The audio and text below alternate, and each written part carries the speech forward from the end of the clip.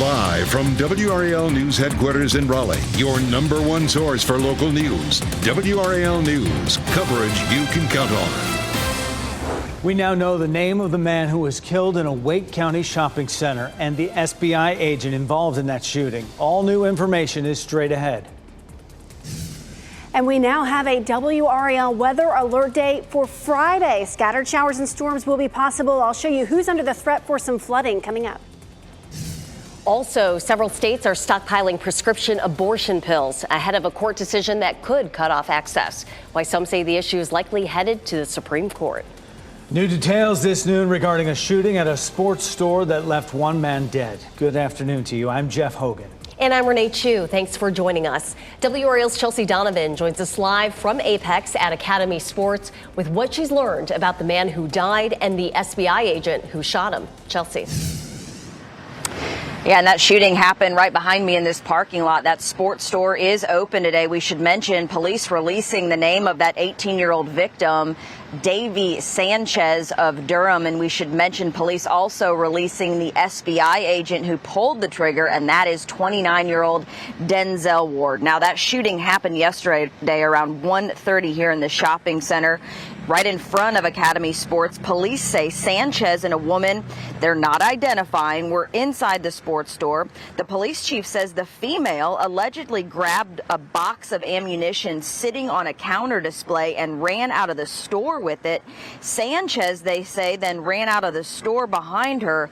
Police say the SBI agent, Denzel Ward, was in the parking lot, and Sanchez and the female encountered that agent, we now know was on duty at the time, but it's still very unclear as to why that SBI agent was at this location. Police also believe that Sanchez was armed at the time. Now, we know in speaking to the SBI today that Denzel Ward is on administrative leave. That is protocol with that agency.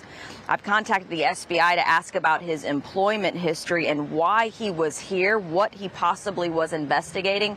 We're waiting for those answers, from the SBI. We know you'll stay on top of this story. Chelsea Donovan live in Apex.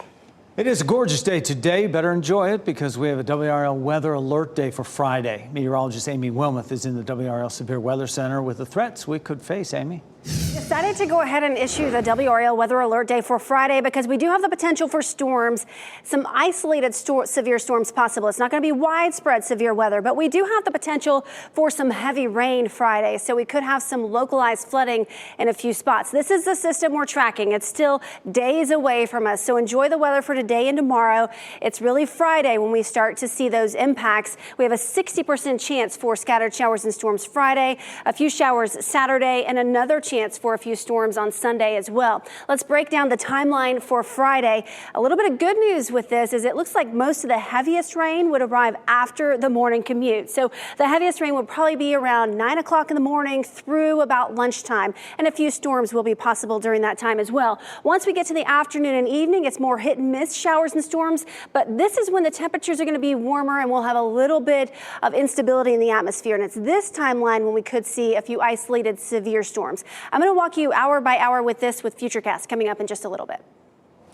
A growing number of states are stockpiling abortion pills, and drug makers are weighing in ahead of a court decision that may cut off access to mifepristone as soon as this weekend. The anti-abortion group that filed the Texas lawsuit is doubling down, and conservatives are drawing up battle plans that could be consequential in the upcoming presidential election. Drew Petromol reports from Washington.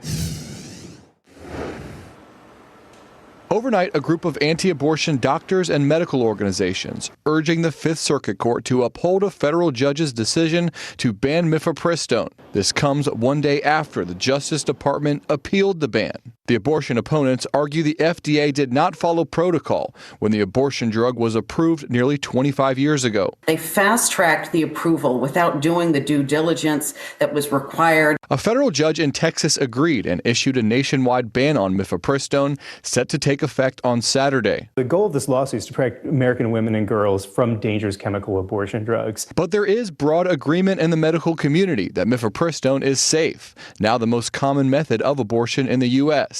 And abortion rights supporters say that is why it's being attacked. What's going on here is that this is a backdoor ban on abortion. My thoughts are it's completely out of bounds what the judge did. The Texas court is at odds with a judge from Washington State who issued his own ruling the same day requiring access to mifepristone to be maintained. I'm proud to announce that New York State will create a stockpile of misoprostol, another form of medication abortion. States like New York, California, Massachusetts, and Washington all stockpiling abortion drugs in anticipation of a drawn-out legal fight that could end up in the Supreme Court. Another flashpoint over reproductive rights that will likely be a major issue in future elections. Drew Petrimo, NBC News, Washington. The Texas case was appealed to the Fifth Circuit, and the DOJ is asking for a stay on the Texas ruling while the case moves forward. They're also asking the Fifth Circuit to decide on that stay by noon tomorrow. This morning, two Duke experts discussed the implication of rulings and the importance of mifepristone access to reproductive health care.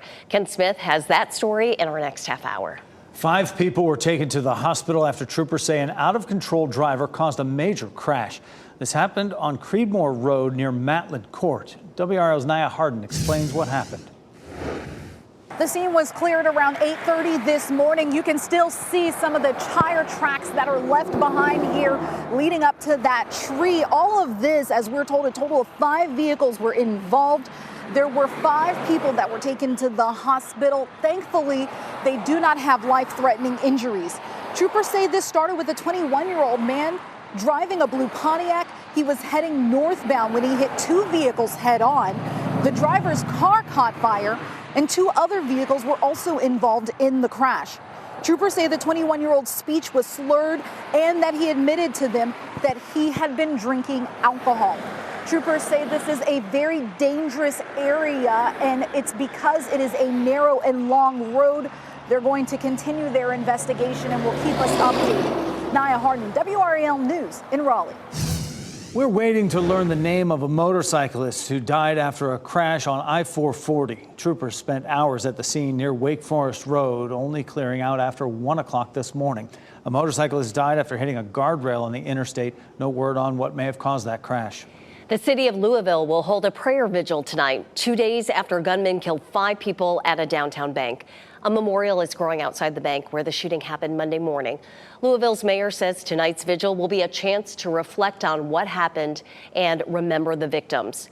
In addition to the 5 people who died, 3 others remain in the hospital in critical condition. Body cam video released by Louisville police is showing us the moments first responders arrived at the scene of the shooting. And we want to warn you, this video is disturbing.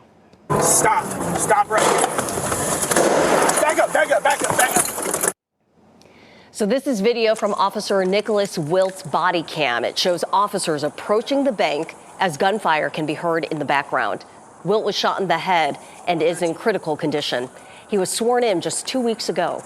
The gunman was an employee at the bank. Officials say he legally purchased the AR-15 style rifle from a local dealer. Fire investigators in Johnston County are searching for the cause of a fire that damaged a 71-year-old church. The pastor of Trinity Baptist Church in the Meadow community says he smelled smoke while working in his office about 9 o'clock this morning. At first he dismissed it, but soon realized there was a fire in the sanctuary. He called 911 and crews from Johnston and Sampson counties rushed to the scene and put out the fire. No one was hurt. A student is facing charges linked to threats at Lee County High School. The sheriff's office filed juvenile petitions on 6 counts of communicating threats of mass violence and 1 count for a threat against a school resource officer. Deputies say the student called in a bomb threat to Lee County High School yesterday, prompting a lockdown. They think the same student is also responsible for threats dating back to last month. The student's name is not being released because of that student's age. Happening today, leaders at Wake County Public Schools will get their first look at feedback on a plan to change the bell schedule. The district's Student Achievement Committee will look at the results of a survey on changing school start times. One option has high school starting as late as 9:15 to help students get more sleep. Students, parents, and staff appear to favor pushing back the start times for middle and high schools, but shared concerns about after-school activities and work schedules. No decision will be made on this until at least next year. In less than an hour, the police chiefs from Raleigh, Durham, and Chapel Hill will help announce a new effort to get more women involved in law enforcement. The three chiefs, who are all women, will join Congresswomen Deborah Ross and Valerie Fucci to announce the bill. It would create a task force to recommend hiring standards for women in law enforcement. The goal would be to keep them from being put at a disadvantage in the hiring or promotion process. Right now, only 12% of police officers in the U.S. are women. Next at noon, the rise in the use of artificial intelligence, how Congress could possibly weigh in on the technological advances. Also, toxic smoke still billows out of a recycling plant in eastern Indiana. How many people have been forced to leave their homes? Plus, Amazon will start charging a return fee at some UPS locations, the amount being added and how to avoid it. Download the new WRAL streaming apps on Roku, Fire TV, Apple TV, and Android TV.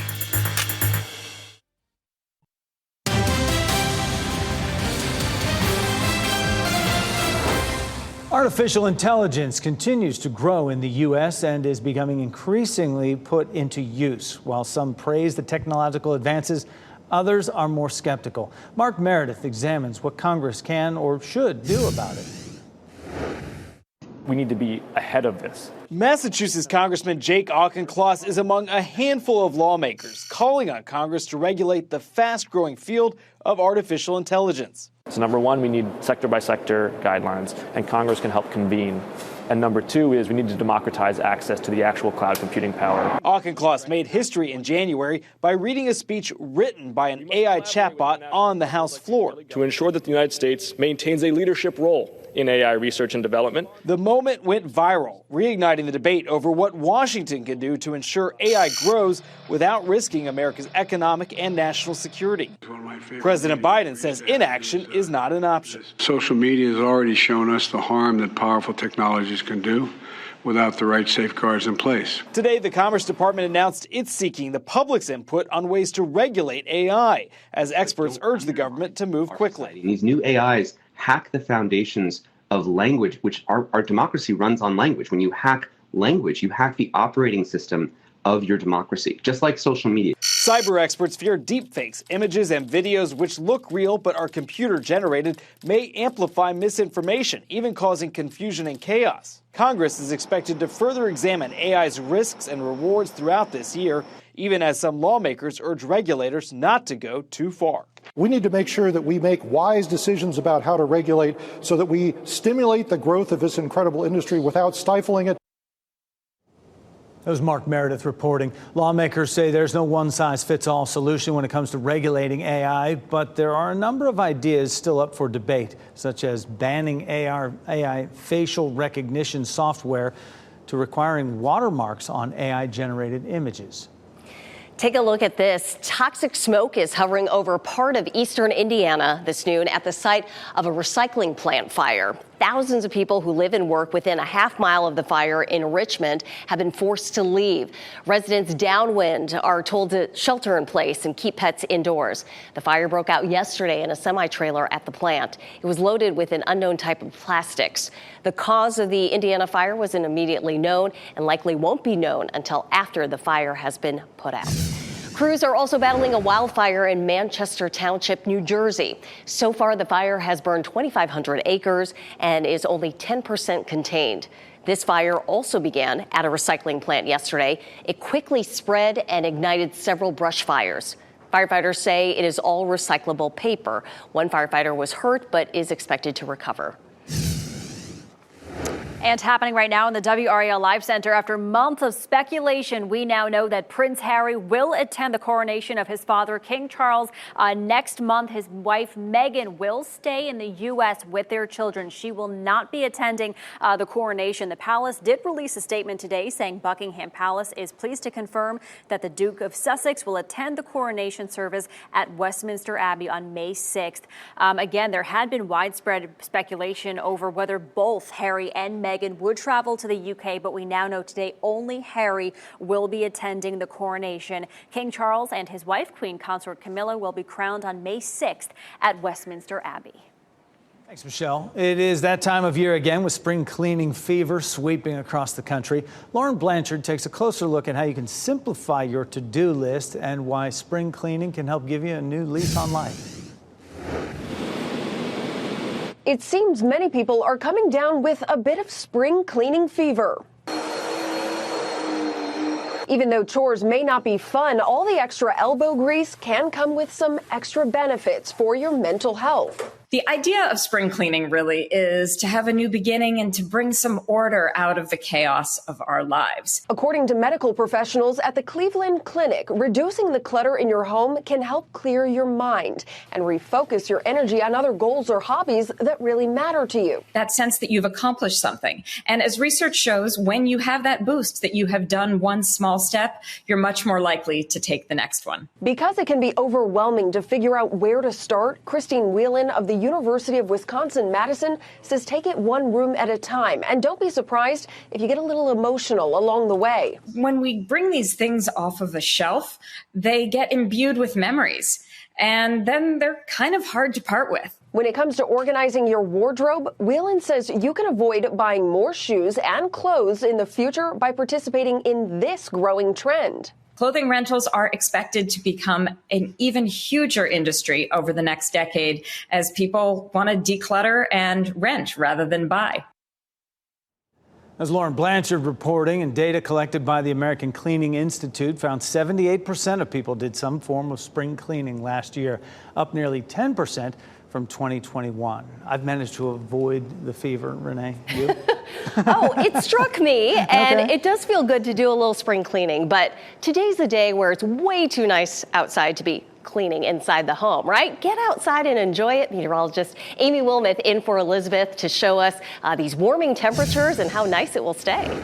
Maybe do some outdoor gardening today or some lawn work. It's just gorgeous outside. This is a live look at the WRAL garden. Some folks walking around enjoying the azaleas and enjoying the nice weather. It's 76 degrees in Raleigh and in Durham, 73 in Lewisburg, 74 right now in Siler City, 73 in Irwin, and 72 in Fayetteville. So very, very comfortable outside right now. We should get up to about 80 this afternoon under mostly sunny skies. So a nice warm day today. And if you maybe want to eat outside this evening, do some grilling, the weather stays nice all evening. We're in the 70s through 7 o'clock, and then we're down into the upper 60s by 8 o'clock. So some fabulous weather today, and we'll do it again tomorrow. Another gorgeous day with plenty of sunshine tomorrow. High temperatures warming into the lower 80s. But as we approach the weekend, that's when things start to change. Our pattern will turn to a more unsettled weather pattern, and that's why we've issued a WRAL weather alert day for Friday. We'll have some scattered showers and thunderstorms, our high 74. Saturday, I don't think the rain's going to be a big deal. It's generally light rain, 78 the high temperature, but Sunday gets here and it's the second half of the day. Some storms will be possible. Temperatures will warm into the mid 80s. So definitely unsettled. What we're thinking for Friday is we could have some isolated localized flooding, and this is a look at the 7-day rainfall total. We had some very heavy rain late last week and over the weekend. So if we get some heavy downpours in these areas that you see where we have the red shade here, that's where we had 2 to 4 inches of rain. So if we get some heavy downpours in a few locations, we could have some localized flooding. And we do have a level 1 or a low end risk for some flooding as we head through the day Friday. It includes the triangle and points to the south. So some flooding is possible. I don't think it's going to be widespread, but I wouldn't rule it out in a few spots. So let's walk you through this hour by hour with Futurecast. 7 o'clock Friday morning, some rain entering our southwestern counties, and then it starts to lift to the north. So it's really after the morning commute for the triangle when the steady rain arrives, and it's with us through about lunchtime, the steady rain. And then once we move into the second half of the day Friday, into the afternoon and evening, notice it's just some hit and miss showers and maybe a few thunderstorms. And this is when we have a little bit of energy to work with as well. So it's later in the afternoon and during the evening commute where we could have an isolated severe thunderstorm. We're not concerned with widespread severe weather, but we can't rule out an isolated severe storm the second half of the day Friday. So Friday is a day to watch. Saturday, a few showers possible. Sunday, some storms possible, and then it's quieter as we get into next week. I'll have more on the timeline for the weekend rain coming up in just a little bit. Amy, thank you. Getting a parking ticket is a bummer, but you could soon be paying even more. Today at 4, we'll explain the proposed price increases for tickets in Raleigh and parts of Glenwood South.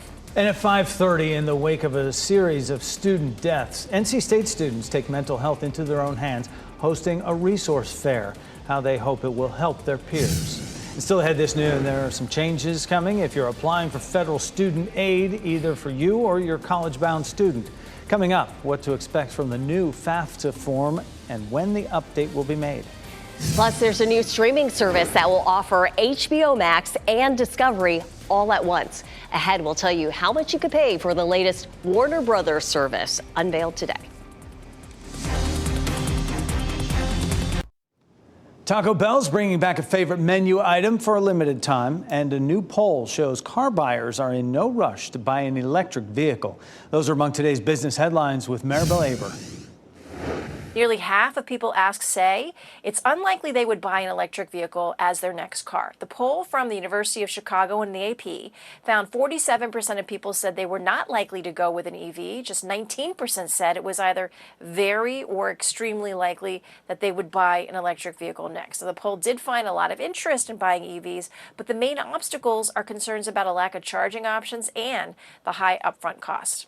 IKEA has a new online site to sell discounted used and discounted items. It's called As Is, after the section of IKEA's physical stores known for bargains. The online offerings includes both items returned by customers and items that have been discontinued. All are offered at discounts. To access the As Is section online, you'll need to sign up for IKEA's free membership program. Taco Bell is bringing back another widely popular menu item. Nacho fries will be available again for a limited time starting tomorrow. This is the 9th time the fries have been added to the menu, and this time they come with a spicy twist. They're made with Yellowbird hot sauce. The Yellowbird nacho fries will sell for $1.99 an order. And those are your business headlines. I'm Maribel Aber at the NASDAQ Market Site. If you could just hear Renee, nacho fries, my fries. Big changes coming to the way college students apply for financial aid. The Department of Education plans to release a new version of FAFSA. A draft of the new form aims to shorten the application process by reducing the number of questions. It also changes how Pell Grants are calculated. The update will take effect on December 1st for the 2024-25 school year. Generations disagree on how long parents should financially support their children. A Bankrate report shows parent financial support is expected longer among Gen Z compared to Gen X and baby boomers. Gen Z says parents should foot the bills, including cell phone and credit cards, until at least 21. Other age groups feel financial independence should start at age 19. About 70% of the parents surveyed say they made a financial sacrifice to help their adult children. Discovery is planning to unveil its new streaming service. The new platform, known as Max, will be a combination of HBO Max and Discovery Plus. The service will offer multiple tiers, including an ad-free option that will cost up to $16 a month. The service could be released as soon as next month. Two Duke experts are weighing in on conflicting federal court rulings on mifepristone, a common abortion medication. We'll share the implications of the rulings and the importance of access to that drug. Also, it's been 2 years since Dante Wright was shot to death by a police officer. His family says they are still waiting for Minneapolis to implement changes they promised. The city's response on that. First, here's a look at the winning lottery numbers.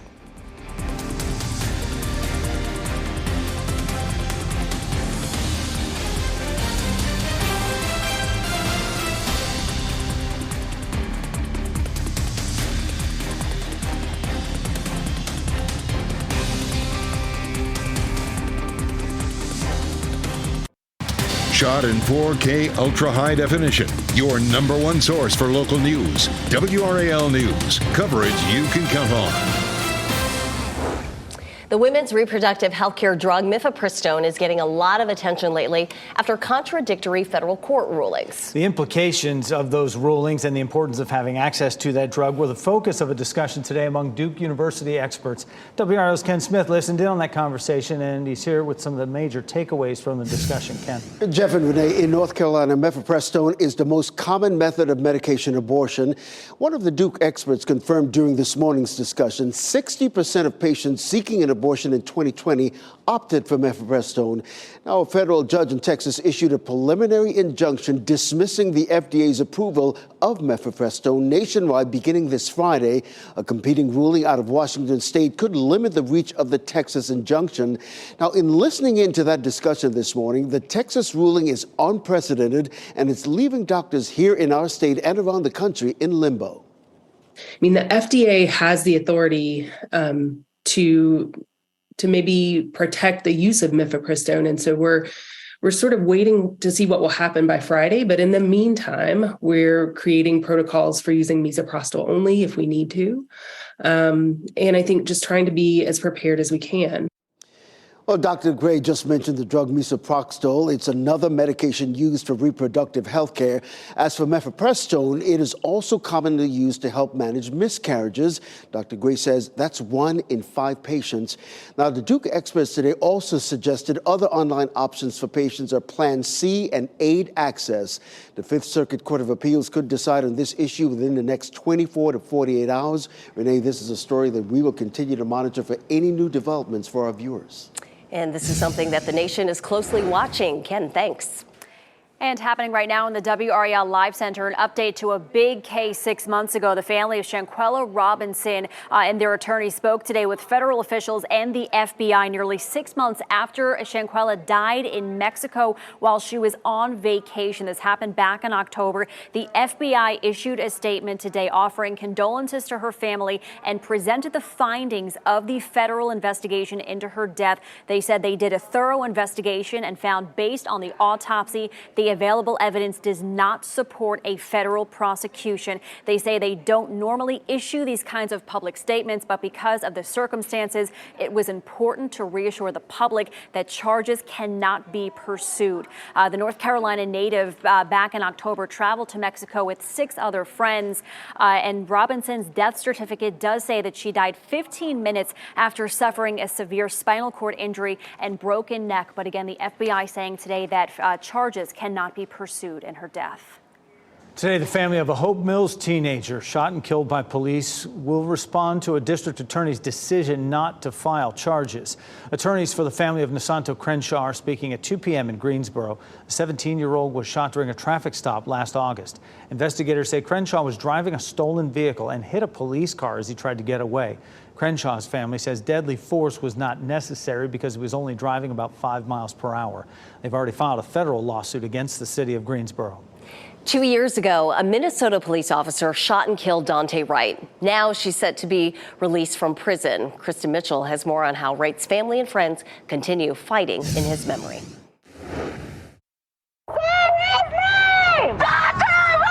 Gathering outside the Brooklyn Center Police Department, Dante Wright's family marks 2 years without him. He still shines bright. I feel him. I know he's here with us. I see his smile every day, and it just really isn't fair that Dante wasn't able to make it home that Sunday for dinner. The 20-year-old was shot and killed during a traffic stop by former police officer Kim Potter. She's set to be released in less than 2 weeks after serving 16 months in prison. She has 2 sons, and she's going to be able to go home to them in less than 2 weeks. Shortly after his death, the city passed an act promising sweeping changes to policing that, for the most part, have yet to be implemented. This far down the road, and with so little progress made, and a really deep feeling of a watering down of what will end up getting passed. Amity Dimmick and Katie Wright are co-chairs of the implementation committee. Their recommendations, made nearly 6 months ago, have yet to come to a council vote. To lose Dante in a city that promised so many changes, and all we see is baby steps, and we're not even seeing that. As another year goes by, Dante's family isn't giving up the fight, making sure Dante's life is honored. That was Kristen Mitchell reporting. A candlelight vigil is planned tonight for a woman killed in a crash in Raleigh, as another woman now faces felony charges. A celebration of life for Jocelyn Morrison is set for 6:30 p.m. at the Aroma Lounge. Police say the 24-year-old was racing with another car last Friday morning along Lake Wheeler Road near Centennial Parkway. They say Morrison lost control and sideswiped the other car and hit a tree. The driver of the other car, Jada Ballard, is charged with felony death by vehicle. Warrants obtained by WRAL show police think Ballard was impaired at the time. Duke Energy is buying up land in fast-growing Chatham County. The state's biggest public utility paid more than $3 million for 67 acres near the Randolph County line. It's also right next to the mega site where chipmaker Wolfspeed is building its new facility. And Wake Med is building a new hospital in Garner. The health system is calling it a whole-person health concept, taking care of mental health and well-being. Crews will build it on about 50 acres of land near the intersection of White Oak Road and Timber Drive East. This is just a piece of a larger 220-acre mixed-use area. Wake Med plans to start construction in 2024 and is expected to open the hospital in fall of 26. So much for free returns. Why Amazon may charge you a small fee if you drop your return off at UPS stores. And we'll explain the new features that could be coming to a Chipotle near you. They have nothing to do with food, how the restaurant chain plans to do its part in helping the environment.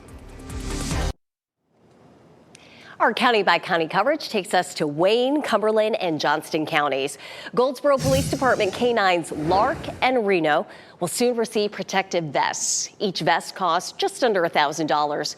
They're made possible through private and corporate donations. The vests are expected to be delivered within 10 weeks. Registration is open for Fayetteville Beautiful. The citywide cleanup is an effort to put waste in its place. The community-wide cleanup event takes place on Saturday, May 6th from 8 a.m. until 2 p.m. You can visit FayettevilleBeautiful.com to sign up. Johnson County Animal Services is holding a rabies clinic this Saturday. It takes place at the animal shelter on Shelter Way in Smithfield from 9 a.m. until 3 p.m. Cats and dogs must be at least 3 months old. The $5 fee must be paid for with cash. Amazon is charging a fee for some returns made at UPS stores. The fee comes out to $1. Amazon says customers will only be charged if they don't return their items at a free drop location that's closer to them or the same distance as the UPS store. Places like Whole Foods, Kohl's, and Amazon Fresh all offer box-free returns. This fee comes as Amazon continues to cut costs across the board. Chipotle is actively working to reduce its carbon footprint. One way is with an all-new electric restaurant design. Now, the restaurant would run on electric supplied by wind energy. It would even feature electric vehicles, charging stations at some locations. This is part of Chipotle's aim to reduce gas emissions by 50% before 2030. So far, the chain has opened 2 restaurants with some of the new features. Get ready for music, fun, and lots of homegrown food and drinks. After the break, we'll tell you how you can be a part of the spring hootenanny at a local farm. Plus, experts say climate change is impacting our weather, animals, and now sports. The adjustment one researcher suggests for Major League Baseball.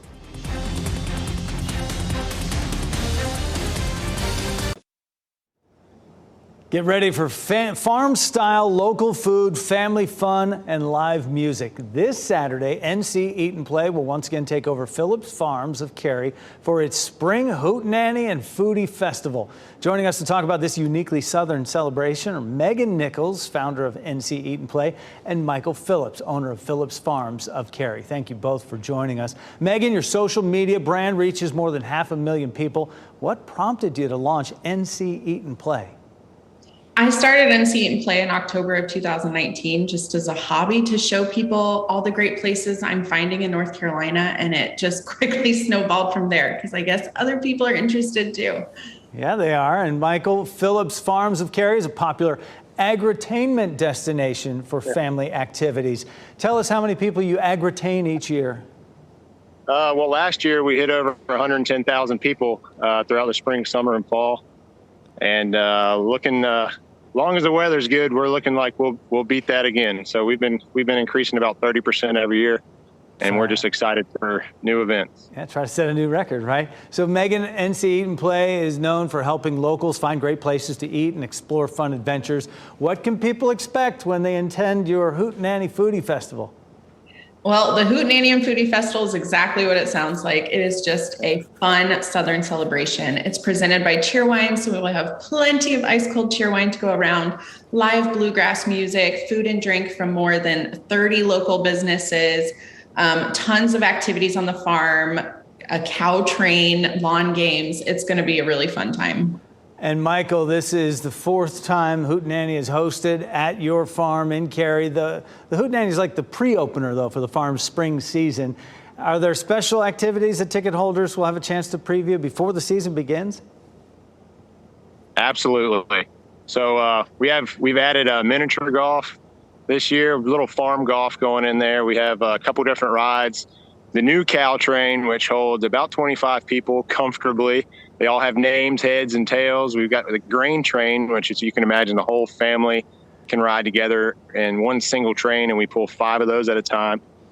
We have tons of the yard games. We'll have some animals for everyone to pet, and we're just going to entertain the heck out of you. Oh, it sounds like family fun right there. All right, Megan, how can folks get tickets for this event? So this event is this Saturday, April 15th at Phillips Farms from 5:30 to 8:30. You can get your tickets online at nceatandplay.com/purchase. Easy way to do it. It's right there. Tickets are available, and we hope that everyone gets out there and does. It is a full family fun event. So good luck, and we think you're going to break the record again this year. We're looking forward to it. Thank you guys so much for your time. Thank you. Thank you. We appreciate it. Sounds like such a fun-packed event, and so fun to say Hootenanny, right, Jeff? I mean, we get to say Hootenanny on the air. Baseball players appear to be hitting more home runs these days, and there are competing explanations as to why. Now, one doctoral student has his own explanation: global warming. That's right. Warm air, he says, is less dense, which makes it easier for objects like baseballs to travel farther. Christopher Callahan says rising temperatures might already be resulting in more home runs at games. He says if Major League Baseball wants to mitigate this effect, more games could be moved to evening or morning hours.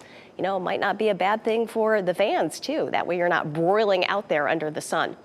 No broiling today, though, just perfect Goldilocks weather. Meteorologist Amy Wilmoth in the WRAL Severe Weather Center with a look at what's ahead. Gorgeous weather out there right now. It's pretty much perfect. 76 degrees and the dew point's 44. So we have some nice dry air. It is going to be warm out there. We'll get up to about 80 this afternoon, but with the low dew points, it just feels great outside. We'll climb into the low 80s almost everywhere, maybe upper 70s in Southern Pines and Clinton, 80 the high in Raleigh, 81 the high in Roxborough. If you're headed to some baseball games over the next couple of days, you're in for a treat. We'll have beautiful weather at the DBAP tonight, 74 degrees with mostly sunny skies at first pitch, and then pretty much the same thing for tomorrow. Mostly sunny with temperatures in the upper 70s. Fabulous baseball weather in the next couple of days. We do have a pattern change that gets here, unfortunately, right in time for the weekend. A 60% chance for showers and a few storms on Friday. Just a 30% chance for rain Saturday and a 40% chance for a few storms on Sunday. We do have a WRAL weather alert day for Friday. We do have a little bit of energy in the atmosphere the second half of the day. As we progress through the morning into the early afternoon, we have low storm energy, but some showers are likely as we kick off the day. And then as we head into the afternoon, notice the storm energy goes up just a little bit as we head into the afternoon and evening. So an isolated severe storm will be possible. We could also see some heavy rain with this system as it moves in. That's another reason that we issued the WRAL weather alert day for Friday. This is the rainfall totals that takes us up until late Friday night, anywhere from about 1/4 of an inch to maybe 1.5 inches. And then we'll add to that just a little bit on Saturday with some light rain. So we do have the potential for some localized flooding on Friday. We could have some pockets of heavy rain. And then we do have the potential for rain Saturday and Sunday as well. I wouldn't cancel outdoor plans Saturday. It's just going to be some light rain, and it's not going to rain all day. Not everybody will get the rain on Saturday. Just some light showers possible. So again, don't cancel your outdoor plans. Heading Heading into Sunday, the first half of the day looks great. We'll have some sunshine in the morning, but a system's going to approach us later in the day. In the afternoon and into the evening, some showers and storms will be possible. It really looks like late afternoon and evening will be the time frame for some rain on Sunday. So this weekend is not a washout. We'll have plenty of dry time to get outside. Just a few light showers on Saturday. And again, not everybody gets the rain. 78 for the high temperature. It's a dry start Sunday, but a few storms possible late afternoon and into the evening.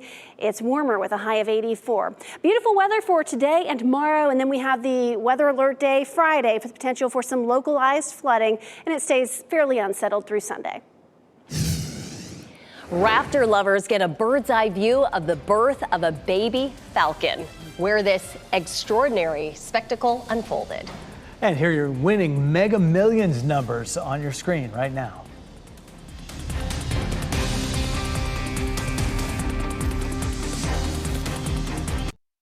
Our Teacher of the Week has been chosen and in the classroom for 3 years now, quickly became a favorite among students. WRAL's Brian Schrader introduces us to a Hillsborough educator who uses current events to help lessons come alive. In Xavier Adams' freshman year of college, he got involved with a church nonprofit working with high school students. And in 2019, he decided to become a teacher. I decided to become a teacher because I just realized one day teachers get to see students every single day. And they just have room for a really big impact on students' lives. Adams teaches world history, African American studies, and Latin American studies at Orange High School in Hillsborough. And he says current events are a big part of what they discuss. I enjoy hearing their thoughts as well as their reflections and how they think that we can make society advance to a better place. Adams was named the state's beginning Teacher of the Year in 2022, and students say he deserved it. On his first year here, super popular. Everyone loved him. Yep, everybody talked about him. Adams says learning can be fun, but he holds students to high standards. Making sure that in that process that we are holding our students to the highest standards so that they can be the best learners, the best thinkers, the best leaders that they can be, I think is a critical part of being a teacher. Xavier Adams is WRAL's Teacher of the Week. I'm Brian Schrader, WRAL News. As we wrap things up, here's a look at a few of the headlines we're following today. Police identified the man shot and killed outside a sports store in Apex as 18-year-old Davy Sanchez of Durham. They say the SBI agent who shot him was 29-year-old Denzel Ward. Police say Sanchez ran out of Academy Sports with a woman who allegedly stole ammo. SBI agent Denzel was in the parking lot at the time on duty. Police believe Sanchez was armed. Denzel is on administrative leave. Several people were taken to the hospital after a 5-car crash in northern Wake County. It happened this morning on Creedmoor Road near Matland Court. Investigators say a 21-year-old driver was driving recklessly when he hit a truck head-on, sparking a chain reaction crash. One car caught fire. That 21-year-old, troopers say, caused the crash, admitted to drinking. Fire investigators are searching for the cause of a fire that damaged a 71-year-old church in Johnston County. The pastor of Trinity Baptist Church in the Meadow community was there working and called 911. The fire started in the sanctuary. No one was hurt. The peregrine falcon is making a comeback, one hatchling at a time. The Falcon Cam at UC Berkeley captured the moment the second hatchling burst onto the scene last night. The first chick hatched Monday. Doting parents Annie and Lou took turns keeping the newest chick warm and waiting on the other two to hatch. Annie and Lou have been hatching eggs on top of the university's clock tower since 2017. Our pets of the day are a power duo who absolutely adore people. Meet Stripes and Two Dots. With their cute meows and chirps, they would make wonderful companions to someone that works from home because they want to be with their human all the time. They are super sweet, love to cuddle, sometimes even on your shoulder. While they are high energy, they do know when it's time to chill out and are very good boys. They would love to meet you. You can meet them by simply filling out an application on the Cat Angels website. That's catangelsnc.org. Proposed changes to parking violations in Raleigh. Coming up at 4, WRAL's Matt Tallhelm walks us through the new tiered fee system and explains why violations in some areas will cost you more money. Do you have a golf tee done? Friday.